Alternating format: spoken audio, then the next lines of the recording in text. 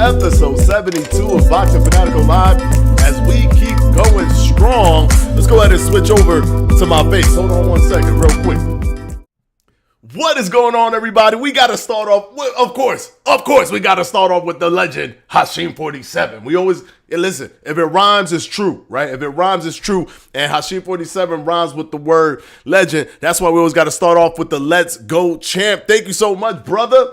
Thank you for showing up. And now he's a moderator, so we already know. I see you, David Morales. We're going to get to you, too. It's another legend right there. Let's go ahead and give Michael Buffer the floor so we can start the show. Ladies and gentlemen.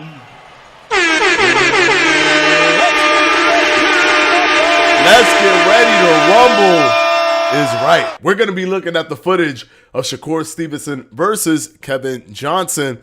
Hopefully I don't get hit with a copy. I don't think it's no. I think this is like a free base kind of thing. We could use this. I'm expecting not to get hit with a copyright. I think I have like 12 more days on my copyright strike thanks to Blueface, who copyright struck only Boxing Fanatico's channel when I was looking at his sparring session and claimed that that's footage for his show. Although everyone else had it up. Everyone else, I'm talking about he struck it where the video doesn't exist. But everybody else that talked positively about him only has all the videos up. You give him a little bit of critique and he hits you with a copyright strike. I see you, Blueface. It's all good. We ain't never going to post no videos about you. Anyways, now we're going to talk about Shakur Stevenson. But let me go ahead and go into the chat real quick. Let me see what you guys are saying. We got Fire in the house. What's up, Fire? We miss you all the time. We love to have you in here. Love C. Shawty, my man's the sole developer for Bloody Knuckle Street Boxing, a game that if you guys have not been following, you must start following now. Go to this man's channel, hit that subscribe button. Make sure you're there for his live streams, but you want to pick his brain, because this man know what he doing when it comes to creating a boxing game. Love Steve Shorty, love to have you here. Thank you for coming. ASAP TV, what's going on, brother? Crypto King, can't ask me about that question, and you know that, Crypto King, so I'm a little bit disappointed in you. You know you can't ask me anything about Undisputed. I'm their content manager. Because of a conflict of interest, cannot talk about it on this channel. David Morales, the other... I forgot the word. Moderator. There we go. I think there's a third moderator. I think there's one more. It's Hashim47's David Morales, and I'm forgetting who the other person is. Is it come on. It's escaping me. All right. There's another moderator. If he pops up here, we'll know who I'll remember immediately, because obviously they'll have the little icon there. AP whatever, there you go. My man's AP whatever, that's the other guy. Anthony Murchison, what's going on, brother? MMA fighter, what's up, bro? What's good? David Morales, AP whatever, that's what it is. All right, cool. All right, hold on one second. Let me make sure everything updates on here the same way it is updating on my left hand side. I want to make sure that you guys let's see here. Switch this. I hate when this happens, man. All right. Okay. Well, it'll pop up.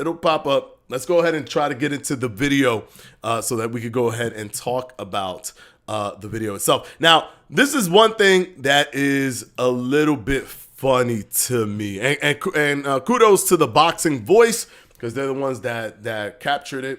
Unfortunately, it looks like whoever captured it and sent it to them recorded it on a potato. So I'm going to have to be pointing stuff out. It's going to probably be a little bit pixelated. I'm going to have to point some stuff out so you guys can see what's going on. But this video dropped, and all I see on Facebook and Twitter is Shakur Stevenson was destroyed. Got dominated in sparring. All that trash he's talking about, ain't nobody ever get one over on him in sparring.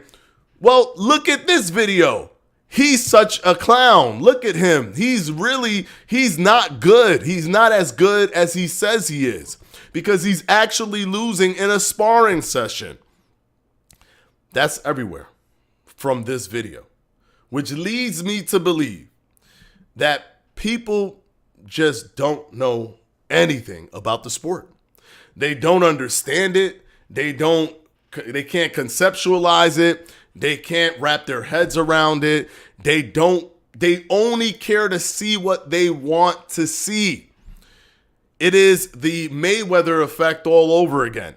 You hate Mayweather so much, all you're doing is waiting to see when Mayweather gets hit. Whenever Mayweather hits the other person, it gets erased within 3 seconds from your brain, and you're just focused on Mayweather's opponent hitting him. And every time Mayweather's opponent hit him, you get excited, and it becomes a moment in your mind. And every time Mayweather hits the other person, it gets erased.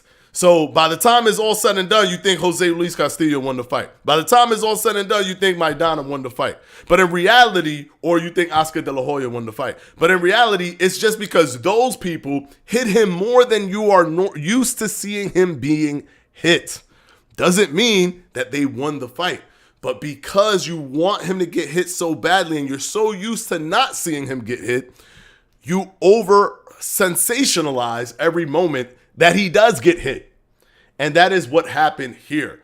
It is basically Shakur Stevenson weathering a storm of a person, Kevin Johnson, who's basically blowing his gas tank, trying to just land for the sake of landing.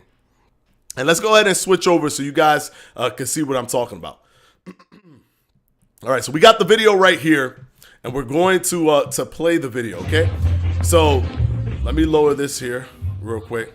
Now, one thing that they're doing right now is they're having a lead foot battle, right? They're having a lead foot battle. This is the quintessential southpaw versus orthodox fighter. This happens all the time. The lead foot battle. They're going to be constantly stepping on each other's feet. And it's going to be a tit for tat kind of thing. So you're going to see Shakur step on his feet, and then he's going to step on Shakur's feet. And he's even going to make it like, they're even going to make it very prominent, right? Like lifting his foot up really high in the air, almost a playful kind of stop stepping on my feet. I'm going to step on your feet if you step on my feet kind of energy is going to be relayed by Kevin Johnson. And hold on. We got a super chat by Love Seat Shorty, $2 super chat with the boxing glove. We love you, brother. Let's go ahead and do the love. Look at that. My man has been doing so many. Hold on. Let me switch over. My man has been doing so much of these that I'm thinking that the $2 super chats is just the Love Seat Shorty super chats. Let me switch over real quick.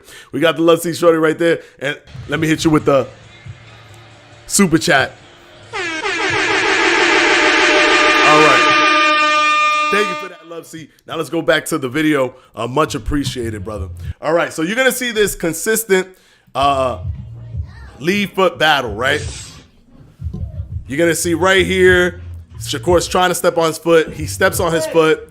He steps on his foot again. Kevin Johnson snaps his foot out. Shakur snaps his foot. Kevin Johnson snaps his foot. And you can tell that they're all in a playful kind of competitive space right now. They're in a playful competitive space. It's like, you're going to step on my foot, I'm going to step on your foot. Stop stepping on my foot. Stop fighting dirty over here while we're sparring, because I'm going to fight dirty too. And I'm going to lift my foot up in the air to show you how much I'm aware of what's going on. And the same way you're lifting your foot to show me how you're aware. You're also self-aware that I'm self-aware about it. So we're going to play, right? We're going to play.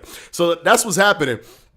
And then Kevin Johnson is throwing some jabs out, and he throws a body shot that was blocked by Shakur Stevenson. Now, again, this was recorded on a potato, so it's going to be difficult for you to see certain things. But let's say he got hit. Let's say he hit him, right? I could tell that he blocked it because the way his arms snaps, you could tell that it hit at the lower part of his arms. But let's say he got hit. Let's say he got hit. Good clean jab thrown. Good understanding after the jab from Shakur Stevenson. What's going on, Adrian Dones? Shakur Stevenson throws the jabs very strategically. He doesn't just throw his jab. He throws his jab at a specific spot, and he kind of reads you. He creates pictures, and he understands where you're going to go whenever he throws his jab at a specific spot. So, for example, if a jab is not just a jab, it's super versatile. If he throws a jab like this, and it comes closer to here, and you see it coming, and he purposely doesn't throw it so snappy that you can't see it coming. He throws it in a way where it's quick enough where it hides what he's doing, but it's potent enough for you to see that it's coming, right? And he'll throw it in this direction, so you see it over here, and your natural inclination, if you have tendencies, is you might slip this way, and that's what it looks like Kevin Johnson is doing. He consistently is slipping away from the jab, and you'll see Shakur Stevenson test it throughout the sparring session. He'll test, oh, okay, I'm a jab from here, then I'm a jab over here. And you'll see that Kevin Johnson is very consistent with his tendency to want to slip when he sees it coming, right? It's almost like a reactionary move. So we go back, just so that you can see what I'm talking about, go back here and how Shakur understands that he's doing that. That's the important thing. Shakur understands that he's doing that. So when Shakur throws this jab right here, he sees that he's leaning, He sees that he's leaning, right?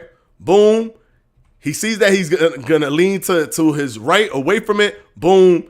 It looks like he caught it, but Shakur understands that he's consistently leaning that way. And that's an important element to Shakur being smart in catching him in traps using the jab, right? So they continue, right?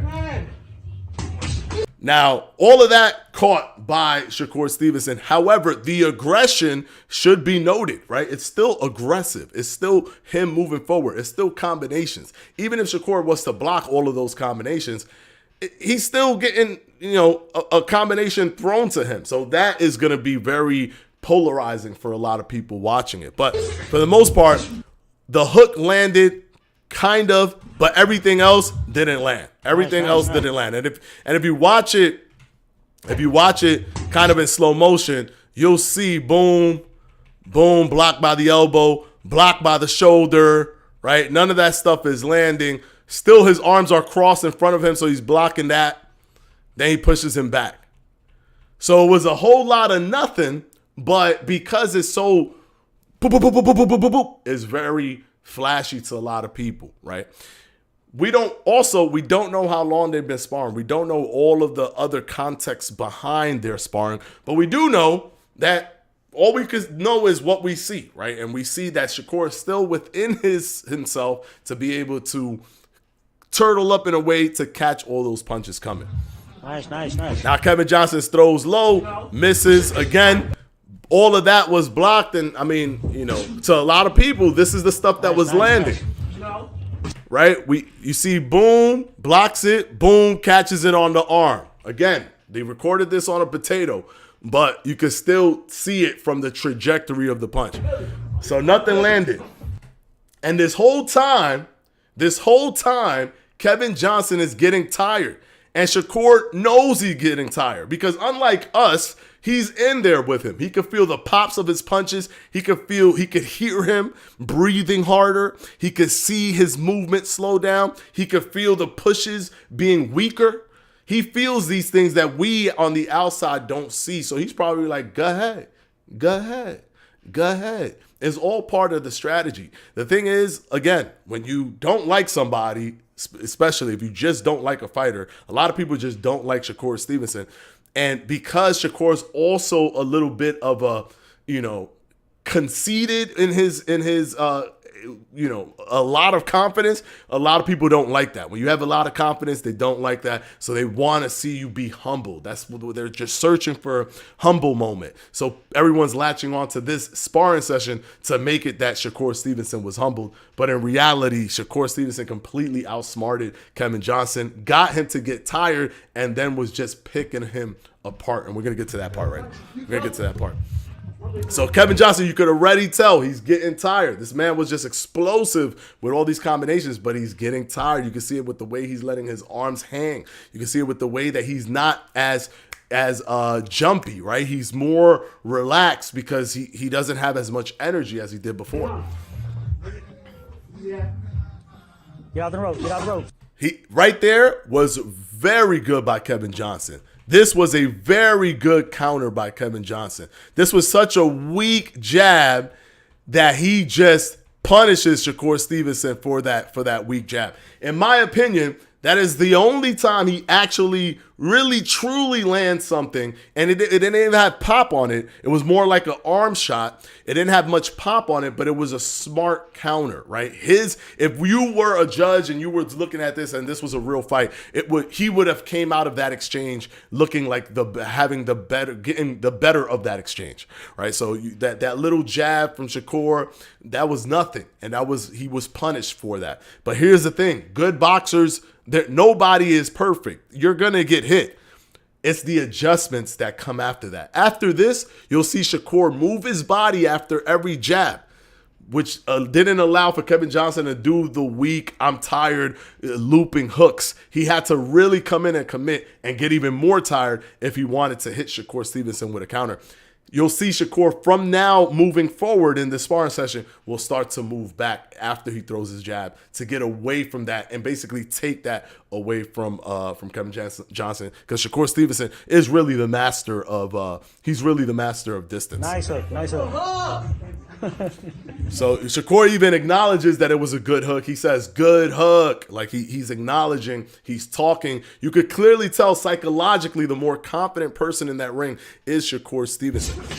So now he goes for the body again. He's blowing his gasket again, but nothing is landing. Unfortunately, nothing is landing while he's blowing his gasket. He could feel that he's tired. He feels him when his body's on top of him. He feels him. This is why Shakur now puts more oomph in his attack, because he's feeling that he's tired and he knows he could start to overwhelm Kevin Johnson. Again, nothing lands. In that respect, Kevin Johnson is doing things that don't make any sense, opening his arms like that. Uppercut gets caught. Everything is getting caught on the gloves. Everything. Powerful jab by Shakur Stevenson. Super snappy, brings his arm back, sees that Kevin Johnson is on the back foot moving backwards, and brings his arm back quickly. Really smart by Shakur Stevenson. Blocks, throws a jab. Notice how he moves? You see how he moves? We just talked about it. Right here, he sees that he's on the trajectory of moving backwards. So he hits him with a really snappy jab, keeps him in that momentum. So he feels comfortable. He goes for the uppercut. He sees he's planted. Look at Shakur Stevenson. Throws the jab, and he knows that the hook is coming. And look, what's coming? The hook. But look what Shakur Stevenson does. Moves backwards, because he's expecting that hook counter. He's expecting the lazy stuff to come out because he's tired. Kevin Johnson is tired. So then Shakur Stevenson continues to press. Kevin Johnson throws a weak jab to follow up with a body shot, but doesn't get anything from that. He throws the hook. Shakur Stevenson turns his jab into a block, which is, if you look at, he was going to go for a jab, but he turns it into a block. So he's going for a jab, but he sees the punch coming at the last second, turns it into a block, blocks it very cleanly, and then gets the arm back down to block the body shot. Shakur Stevenson is just really, really smart when it comes to getting into the space of making you miss. Slips back so he doesn't land that. Blocks that by lifting up, brings the arm down and protects his body. He's like a force field right now, and it's very frustrating for Kevin Johnson, because although he's throwing these things, these are like his bursts of energy that he's using because he's getting tired. Now the jab doesn't do anything. Notice how Shakur Stevenson is pressing. You can tell he's tired because he's not exploding on him. Another jab by Shakur Stevenson. Shakur Stevenson slips that, steps in with a really hard jab. He misses. He grazed him slightly. Another hard jab, and notice what happened. Notice what happened again. The placement of the jab matters, because when you place it further on the outside, he anticipates that Kevin Johnson is going to slip into the opposite direction. What does Kevin Johnson do? Slips into the opposite direction, and you can see before his head is even there, Shakur Stevenson's already throwing the punch, because it's a read. It's a It's not even a hard read because Shakur has been building this over time throughout the sparring session with Kevin Johnson. He knows if he jabs at a certain spot in his face, he's going to lean to a certain direction. And look, boom, he lands right into the punch. Look, Shakur Stevenson is essentially punching thin air, and Kevin Johnson places his face right in that thin air location. Look at this. Look, boom, right there. Perfectly, because he timed it using the understanding of how Kevin Johnson is reacting to the jabs and where they're being placed. Good body shot that was caught by Kevin Johnson. It was thrown hard, but it was caught by Kevin Johnson. Good attack upstairs. It got smothered. It got smothered, but it was a good attack. You can tell Kevin Johnson is now getting tired. Another combination clean by Shakur Stevenson. He moves out the way quickly. Really smart. Thunderstorm, let's go. Thunderstorm. So he knows that if that hook would have came, it wouldn't have landed anywhere because he would have been moving back. We got King Juice in the house. Oh no, it's Fanatico talking Shakur. There you go. You already know, man. We gotta do these. There you go. And he tried to finish strong. He definitely tried to finish strong, which you got to give him credit for that. He knew that the time was running down. These are extra bursts of energy. But if you notice, he throws a jab, boom, caught clean by Shakur, caught again on the shoulder, boom, caught in the arm. Nothing lands. Nothing lands. So that's the stuff these are the things that people don't understand when it comes to sparring. Or when they see somebody that they don't like getting hit, right? They love just seeing them get hit. They love it so much that they almost erase all the the moments when the person is actually doing good. They erase it because they're just so hyper polarized by the person who's doing good by the person that they want to do good in the fight. That's why Floyd Mayweather be overwhelming people and people still be thinking, oh, Manny Pacquiao won, because all they're doing is looking at when Manny Pacquiao hits Floyd. They're not looking at when Floyd is hitting Manny Pacquiao. And then, the King Juice is also talking about there's so many different variables in sparring. That's another thing that I was mentioning earlier. That is true. You don't even know. When people pick out these kind of videos, you don't even know really what the person is working on, right? Shakur Stevenson could be working on just taking punches, right? Even though this wasn't a good example of him getting hit, where really only one or two clean shots or two shots really fully landed on Shakur Stevenson in this video.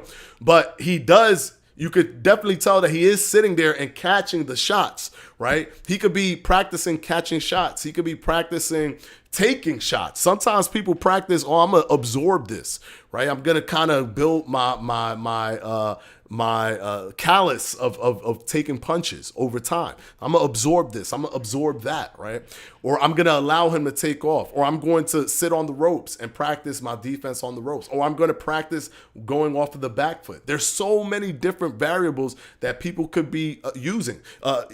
Kevin Johnson could be saying, I'm going to practice my combinations. I'm going to practice my counters. I'm going to practice taking time and then coming back in. You don't even know. Like, he might not have been fully tired. He might have been just practicing on something else, because it's not a real fight. It's just a sparring session. People look at it like it's a real fight.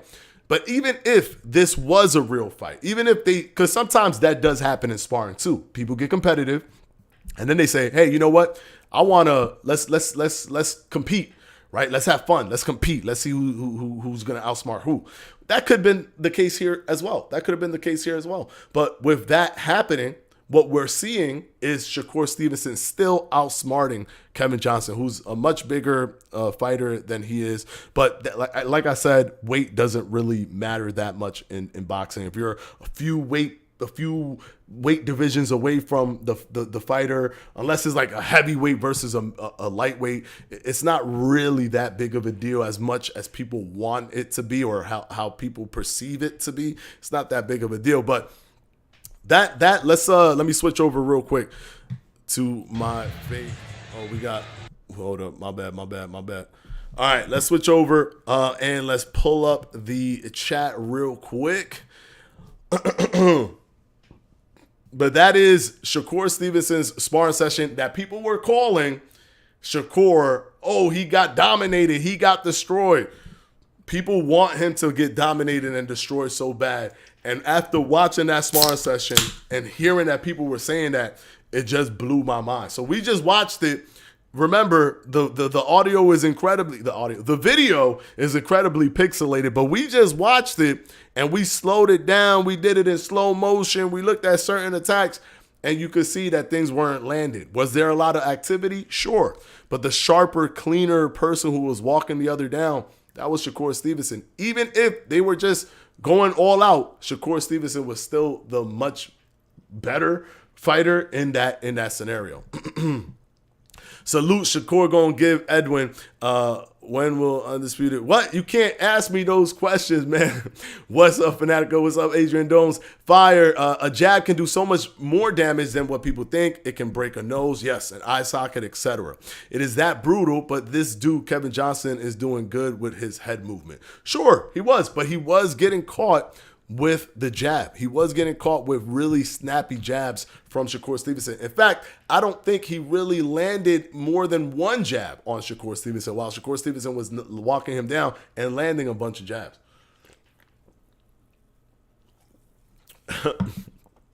Love see Shorty, he beat Shakur the same way Pacquiao beat Mayweather.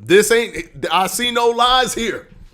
I see no lies here because this is how people treat this is literally how people treat people that they want to see just get humbled. Oh, I want Floyd to get humbled so bad that they're just focusing. And I know that this happens because although I could sit and watch a fight impartially, for example, when I'm watching Floyd, and Floyd was my favorite fighter at the time when he was fighting, I'm watching him versus Maidana, and I'm like, Maidana got round 1. Maidana got round 2. Maidana got round 3. Maidana got round 4. I'm saying that because I could literally just impartially watch it.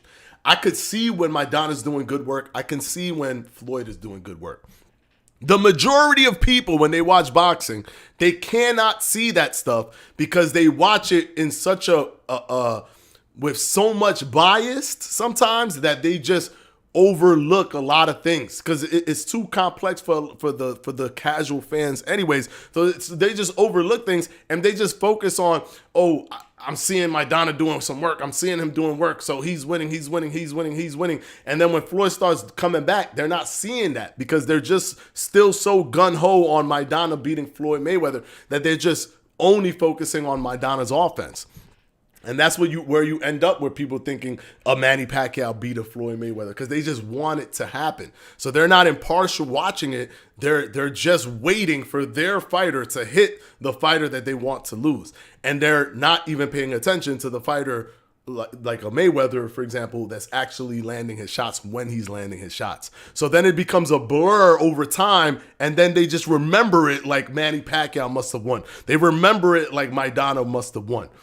And that's basically what it is. They're not actually focusing and scoring it per round. They're just like waiting for the fighter that they want to do good start doing good. Shakur is very good at what he does, his footwork, his reflexes, his shot selection. I can't say much about his spar as I can't take anything away from it, but I do know Shakur is good either way. Yeah, for sure. I mean, for example, Shakur in real time turned his jab into a block, right? He threw a jab, but he noticed that his jab, that the other person's, the speed in which the other person's jab was coming was going to land first before his. Because jabs aren't thrown the same, right? Sometimes you throw little tap jabs. While he saw that the other dude, Kevin Johnson, was throwing a much quicker, snappier jab. So as he's throwing his tap jab, he sees the other jab is coming super fast. He raises his hand to block it immediately. Like he just knows how to get right into your offensive traffic. He knows how to create traffic immediately when you're trying to throw your punch, when you're trying to land your punch. So it's actually really smart by Shakur Stevenson. He has that cat-like reflex. And then on top of the cat-like reflex, he controls distance masterfully. That's why when he got hit with that hook, he acknowledged that he got hit with the hook, but he ain't let that hook land anymore after that, which is super smart. That's really good to see, to be at the point where something is happening and then you ensure that it doesn't happen again immediately. That's Mayweather level adjustments, almost Mayweather level adjustments. I wouldn't take it away from Floyd. I always say that Floyd is the greatest fighter in terms of adjustments. Not the greatest fighter of all time, but the greatest fighter in terms of adjustments was Floyd Mayweather Jr. Nobody was able to adjust more efficiently and as fast as Floyd Mayweather Jr. did during his career. Fire, great shot by Kevin Johnson there. Caught Shakur lacking with the weak jab. Yes, that's the one that we were talking about where he just threw the weak jab and he came right around with the hook. But again, he didn't let it land after that. You're going to get hit. This is boxing. Nobody's freaking Goku out there, right? No, and nobody's just doing instant transmission and teleporting, getting it out of there. People are gonna get hit. You're gonna get hit. Is what you do after you get hit. Do you continue to get hit by the same things, or are you able to adjust? How fast do you adjust? How many times do you have to get hit for you to adjust? Sometimes people got to get hit like 3 or 4 times to notice what they're doing wrong so that they could adjust. Somebody like a Floyd Mayweather, for example, would adjust immediately after the first encounter, or he'll do something intelligent where he forces an adjustment immediately after the encounter by forcing the same scenario. One perfect example I always use is when Floyd Mayweather fought Zab Judah, and he hit him to the body with the straight right hand, and then Zab Judah caught him, and that was the knockdown. That was an unofficial knockdown. It wasn't called, but Floyd's glove did touch the canvas. Right? But the moment that happened, right after it happened, like literally right after, Floyd comes back in and hits Zab Judah in the stomach in the same scenario, expecting Zab Judah to do the same thing. And what does he do? He hits him in the stomach, rolls under the hook, and hits him with a powerful body shot as he's rolling. So it's like boom, boom. So like he hits him and it comes in boom and hits him in the body while he's rolling under. So now, not only is he making him miss, he's making him pay, and he's making him think twice before he does something that originally, the first time he did it, he thought, oh, this is comfortable. He goes to my body, I'm going to hit him upstairs. Oh, he coming again? Let's go. Oh, what? Okay, now I can't just do this. So that's the intelligence of like a Floyd Mayweather and a Shakur Stevenson. They get hit, and usually it's the first time they get hit, and that's it. You don't have it anymore. You do it once, and it's gone. You know how crazy that is? Just think about it. It's just to bring it down to earth to somebody that doesn't understand it in the scope of competitive combat sports or boxing. If you brought it down to a fighting game, for example, imagine you did a thing that worked so well, and after you do that thing, you want to do it again because their life bar, you didn't kill them, right? You just chip their life bar away. You want to do the same thing again, and that person punishes you, and now you have no way of doing that thing again.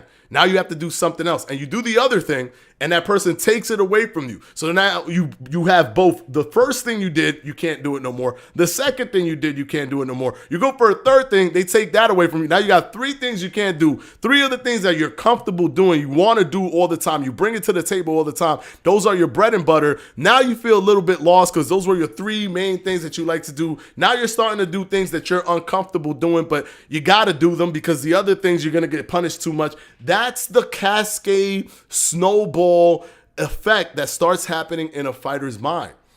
That's when they start looking flimsy and they don't know what they're doing. It's because that's when people be sitting and watching Floyd fights and they're like, why isn't Manny throwing punches? I don't understand.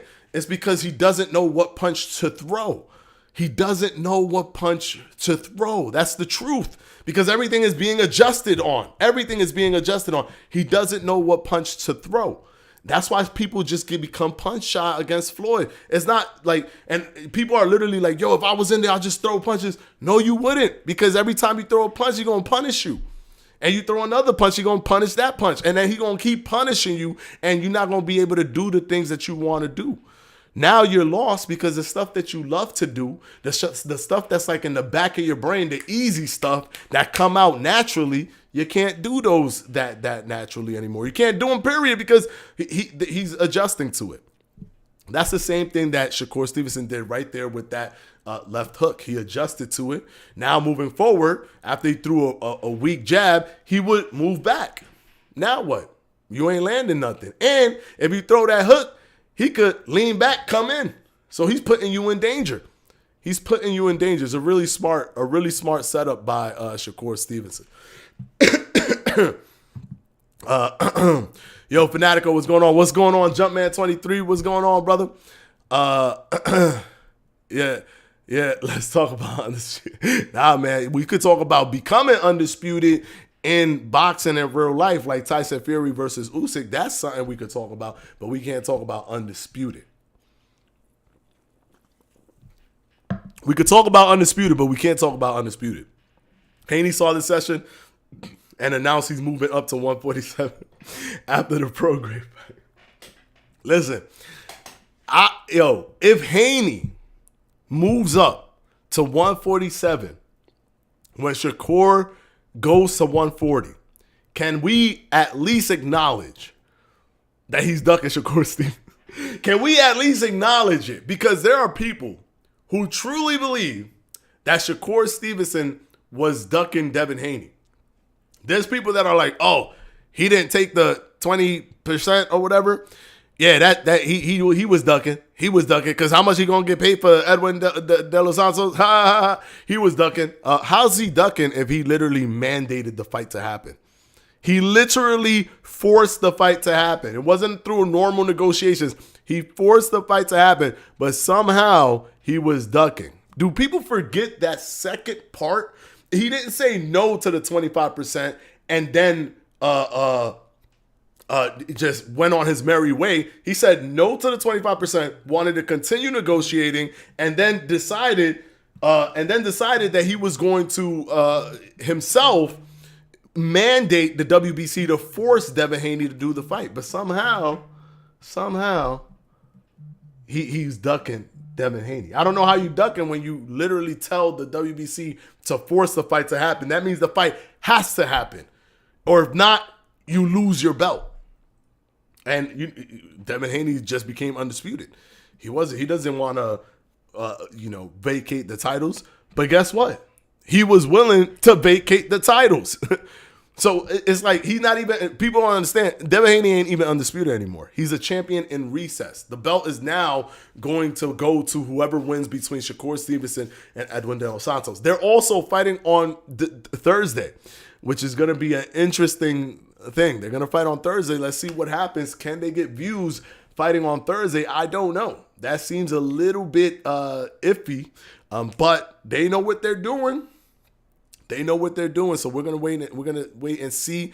I'm gonna try to go live for that fight, so we'll be live here. You could join me, so we could watch the fight together. You already know we got the timer linked to the fight and everything, so it's a much more cohesive, much more contextual experience if you come watch live fights. Do the watch along here. All right, hold on. Let's see what y'all talking about. Almost got him. Oh, man. David Moore can't ask that question. Thank you, David Morales. I appreciate it. Oh, yeah, I forgot I got moderators in here, man. Damn, man. I love it. Thank you so much, David Morales. I appreciate that. I haven't played on this. Oh, my gosh. Here we go. Mr. Nobody, what's going on, brother? The name Tyson Fury. Tyson Fury, what? Wait, hold on. The 20%, that would have been $8 million. Yeah, let's not forget, man. Let's not forget. There's people out there that still to this day believe that the 20% was $8 million. So Devin Haney was going to make $30-something million to fight Shakur Stevenson. Basically tripling, quadrupling all the money he's ever made in every fight. Do y'all understand how chaotically wrong that is? How insanely wrong that number is? But why does math matter? Why does facts matter? I don't like Shakur Stevenson, and because I don't like Shakur Stevenson, $8 million, I want that to be the number so that I could tell other people, oh, $8 million. He ducked $8 million. I don't understand. I don't even get how when someone said $8 million in the call, the guy that was the brother of his agent, of Shakur Stevenson's agent, and when he called into, I think it was the Boxing Voice. When he called into the Boxing Voice, and he said, let's say it's $8 million. I don't know how they didn't do math in their heads, like quick math, and say, wait, 25% is $8 million. Wait, well, that means that then Devin Haney was going to be making 30-something. Wait a second, no, that doesn't make any sense. No, they just ran with that. And the thing is that boxing fans want so badly to hate people, to hate boxers, that you just got to give them a little bit and they going to take the whole thing. You just got to give them a little piece. Give them a little piece. They take the whole thing. Oh, $8 million. Let me run to Twitter. Let me run to Facebook. You just got to give a hating fan a little piece, and they're going to turn that thing into, oh, he ducking. Look at this. It's $8 million. Oh, but the $8 million don't make sense. Shut up. It's $8 million. He's such a clown. That's literally the boxing viewers, right? That's the boxing viewers. That's why I'm so glad that here we cultivate a different kind of group of people, right? Of course, we're going to get stragglers always coming in, but for the most part, the consistent people that come here, like King Juice, David Morales, Mr. Nobody, Love Seat Shorty, it's like level-headed. It's not this fandom craziness, right? There's level-headed stuff where they could come in and they can like one fighter over another, but give credit to the other fighter and not like constantly just try to find things to discredit the other fighter. But that's the world that we live in terms of the boxing landscape and fandom, right? That's the only reason that I'm doing a live video on talking about this Shakur Stevenson sparring session, because it's really a non-conversation, but it becomes a conversation because people that don't like Shakur are fishing for any possible thing. They just want to be able to say, ha, ha, ha, look, you actually aren't good. You actually did duck Devin Haney. They want all the stuff to try to concoct their stew, right? So when a year from now, they could be like, we talking about Shakur that ducked Devin Haney, Shakur that had problems with Kevin Johnson, Shakur that did this, Shakur that did that. So they just want to add things to the library, even if it's not a real thing. Even if watching the sparring session didn't do anything. It didn't really do anything against Shakur Stevenson. They're going to just force the narrative because they understand that the majority of casual fans don't really understand what they're looking at. They really don't. Oh, I'm seeing activity. Did he do good? Yes, he did. Okay, cool. Now I know. He did good. I saw activity, so he did good. Now I'm going to spread that. And they'll manipulate that. A lot of boxing content creators will manipulate their audience to consistently push them into one narrative. What are the chances that the person that somebody likes, all the fighters that they like are consistently always doing the right thing, and all the fighters that they don't like are consistently always doing the wrong thing? What are the chances that that's the case? That at every instance, no matter what, there's never an instance that the fighters that they don't like ever do anything good, and there's never an instance that the fighters that they like ever do anything bad. What are the chances of that? How is that possible? How? The only way that that's possible is that they're constantly feeding a narrative in one direction.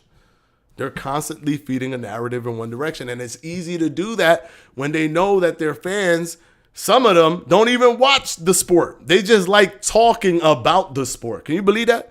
Some people just love being part of the talking about it and not even actually even watch. They don't even watch it. They'll see highlights after the fact. They don't watch it.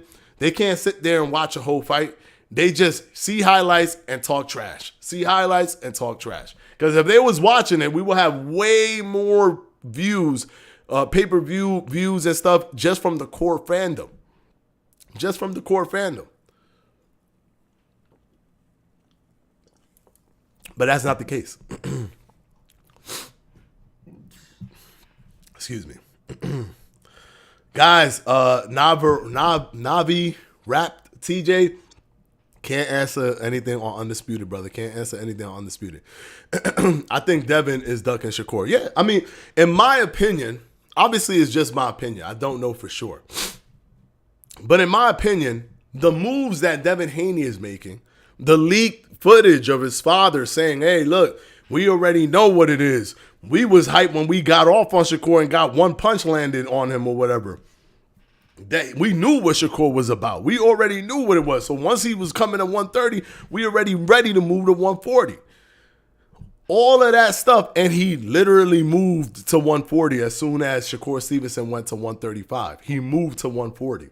He didn't fight Shakur Stevenson. He vacated his belt and went against Regis Prograis. Why did he do that? He stayed to defend against Lomachenko. Why wouldn't he want to stay to defend against Shakur Stevenson? The moves that Devin Haney was making, in my opinion, made me feel that he's probably the one that doesn't want the fight. Maybe he's letting the fight cook a little bit, but it definitely comes off to me that he doesn't want the fight, because just offering 20% was a red herring so that he could be like, I wanted the fight. He ain't want it. I gave him the 20%. I'm out. It's like, no, but let's negotiate. I'm out. 20%, I'm out. You said no, I'm gone. Right? He's not giving him an opportunity. That's not negotiating. That's just sign the contract. But when people do these contracts, it's a negotiation. It's a full-blown negotiation. It's not a sign a contract situation. It's a negotiation. You offer 20%, he's going to give a counter offer. Tell him no, see what happens. Talk about it. Get closer. Maybe instead of 25%, you go to 30%, whatever it is. But just saying, oh, sign on the dotted line. Hey, he ain't signed the dotted line. I'm out. And pretending that that's not, like, people want to take that and they hold that up as, oh, he wanted the fight because he offered him something.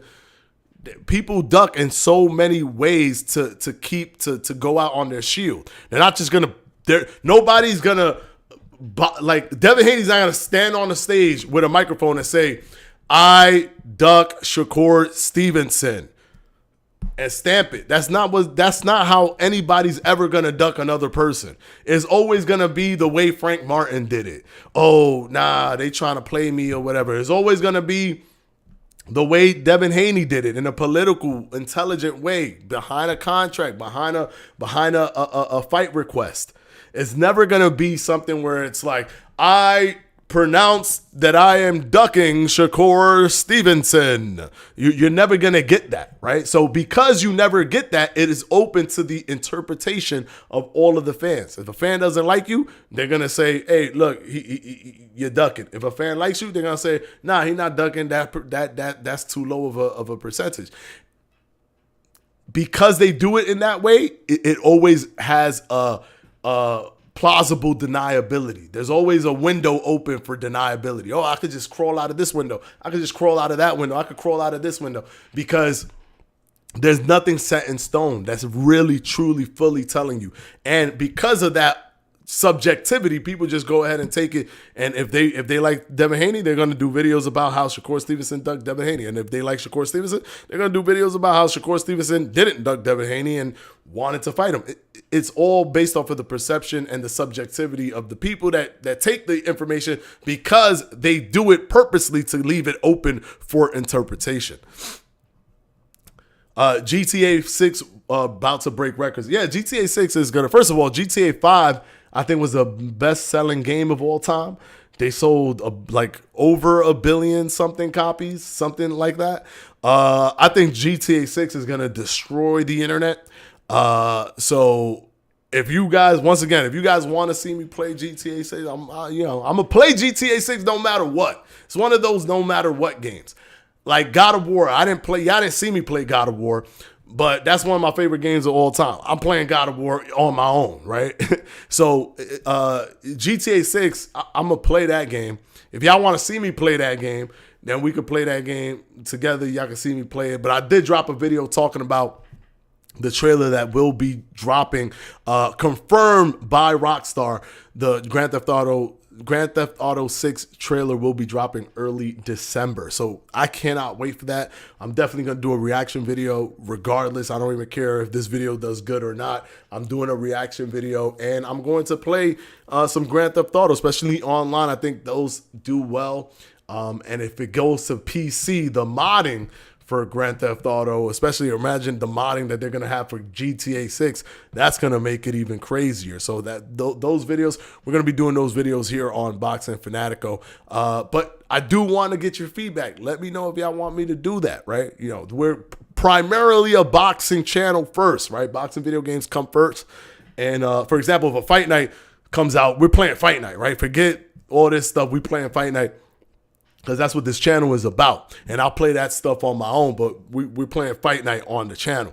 But when there's other stuff that's exciting and whatever, and there isn't, you know, like a boxing game that's coming out or whatever, then we go ahead and do that on this channel. But just let me know if y'all want me to do that. But of course, boxing is number one. Boxing is always the first thing that we prioritize when we're doing these kind of things. Haney ducked Shakur, in my opinion. Yep, that's how I feel about it as well. Yeah, Haney dipped out of 135 mad quick. Yeah, the moment Shakur was there, they were even in the ring, and he didn't even want to create an in-ring moment to hype the fight. If he really wanted to fight him, think about that. That's another thing that people don't think about. If he really wanted to fight him, why didn't he just create hype so that they can make more money? It's almost as if he didn't anticipate fighting him. He didn't anticipate them fighting, which makes the 20% or the 25% still seem like it was just a low ball offer in hopes that Shakur would say no. Even if Shakur would have said yes, I'm sure something else would have popped up. People do it all the time. People duck using politics and contracts all the time. Bob Arum ducked Floyd Mayweather from fighting Manny Pacquiao, even when Floyd Mayweather agreed to the 50-50. Floyd agreed to 50-50, even though he was making more money and more pay-per-view buys than Manny Pacquiao per event. He agreed to the 50-50, and then Bob Arum still looked at the contract and said, oh, random blood and what? Nah, we're not doing that. Fight over.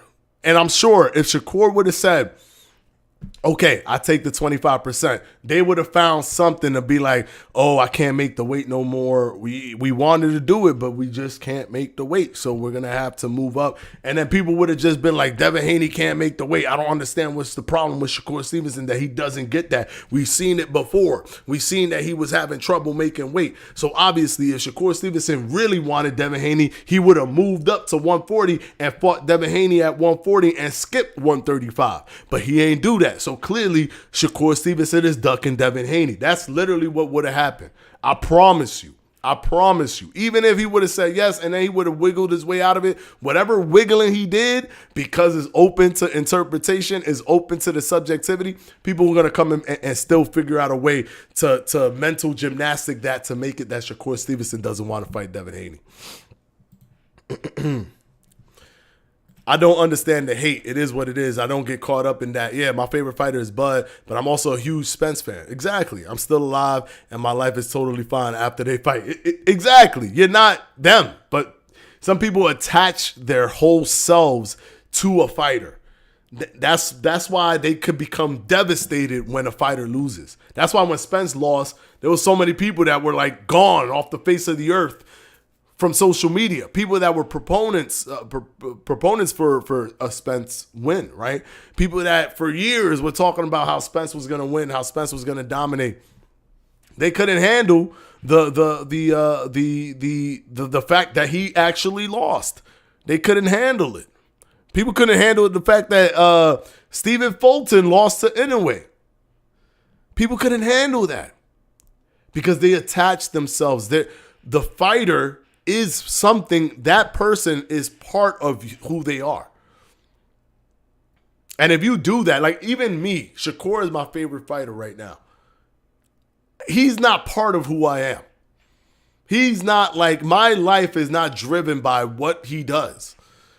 I love the sport. I watch the sport, and obviously he's my favorite fighter. I'm going to watch all his fights. I'm going to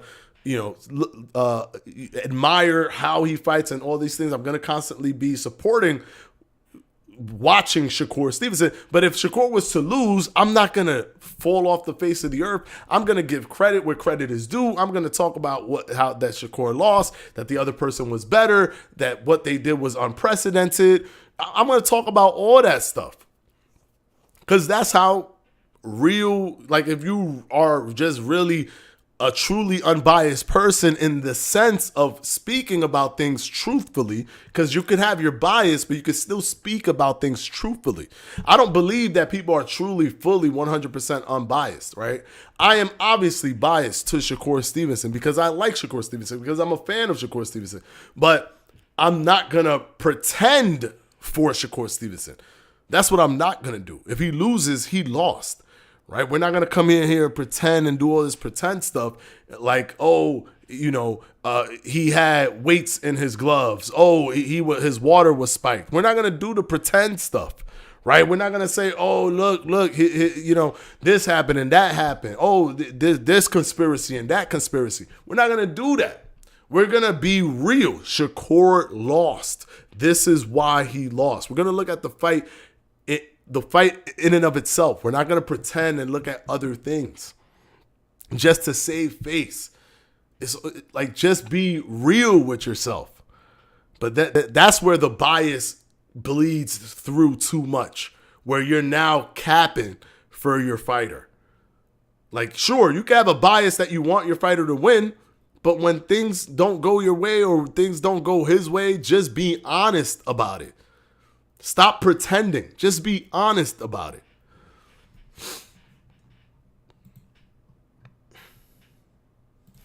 Yeah, and when you think about it, fighting Shakur would be hell for Devin. Yeah, less money, and Shakur is better. Yeah, it's low risk, low reward. Shakur is better at everything. Devin is good he's better at everything. Yeah, you're right. And he will be getting beat up for 12 rounds. Exactly.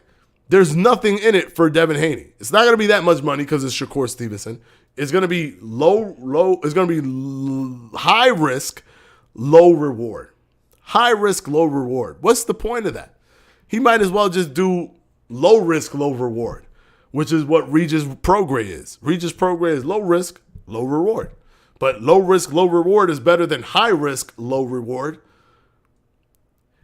High risk, high reward is better than high risk, low reward. High risk, low reward is the combination that you do not want to have as a fighter unless you want to test yourself. If you're one of those people that you don't care to lose, then, you'll do a low risk, high reward, or low risk, low reward, high risk, low reward fight. You'll do that. You'll be okay with doing that. Versus Devin fought Tank, he would try his best to not get hit. And if he did get hit and knocked out, he would at least see a nice payday. Yeah, exactly. Exactly. GTA 6 should be crossplay. Oh, that would be crazy. Oh my gosh, I have not even thought of that. First of all, they got to have the best servers in the world, because so many people playing at the same time. For them to have so much stability, they got to have some of the best servers we've ever seen on this planet. I'm telling you, when GTA with Rockstar, they're innovators. They lead the gaming industry. They are the GOATs of creating games. All their games are highly like advanced, where people are like, oh, I didn't even know you could do that. Now I'm going to start doing that, looking at what you did to do that. They're highly advanced. So I'm sure that they could make it crossplay and make it work.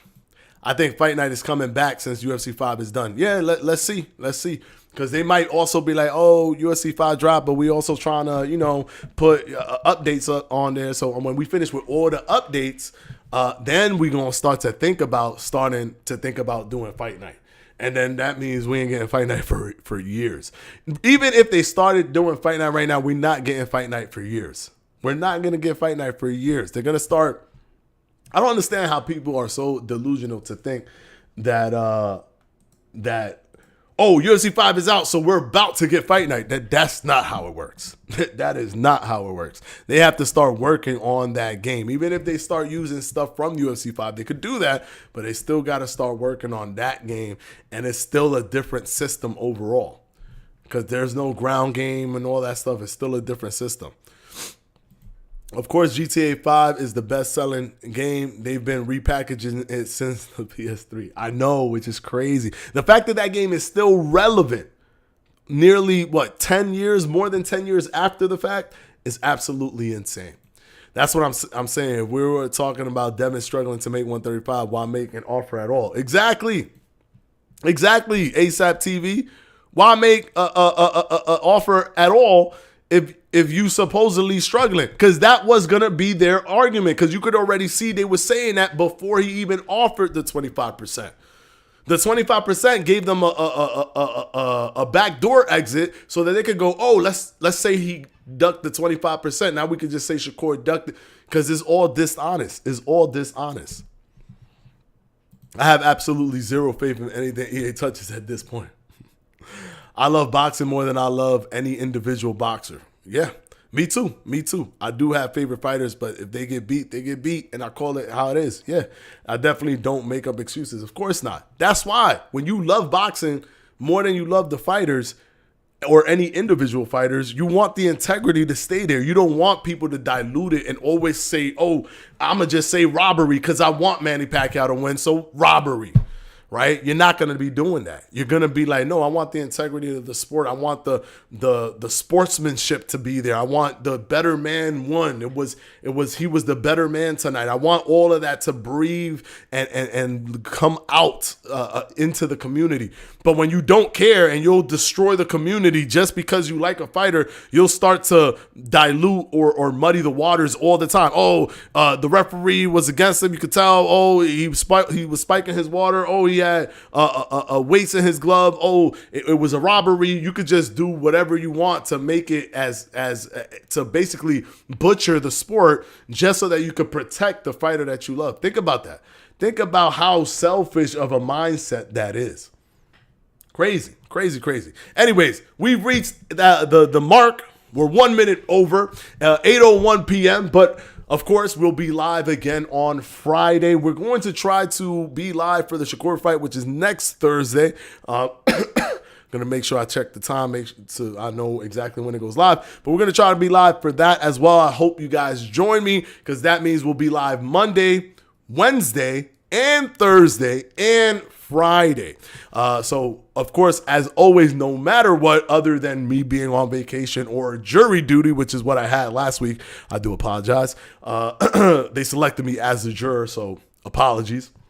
We're always going to be live Mondays, Wednesdays, Fridays, 7 p.m. Eastern Time to 8 p.m. Eastern Time. Hit the like button on this video, guys. On your way out, please hit the like button, as it helps the video. People watch these videos on demand. They watch it after the fact when they have time, during whenever they're available to watch the video. People watch these videos after these videos drop. So hitting the like will definitely help the video tremendously. Trust me, even if you're on your way out, hit the like. It will help the video a lot. And hit the subscribe button, hit all notifications, hit the notification bell so you know exactly when we go live, and you could join at the right time so you don't miss anything from the live videos. Until the next one, guys, peace out, and we'll see you on Friday.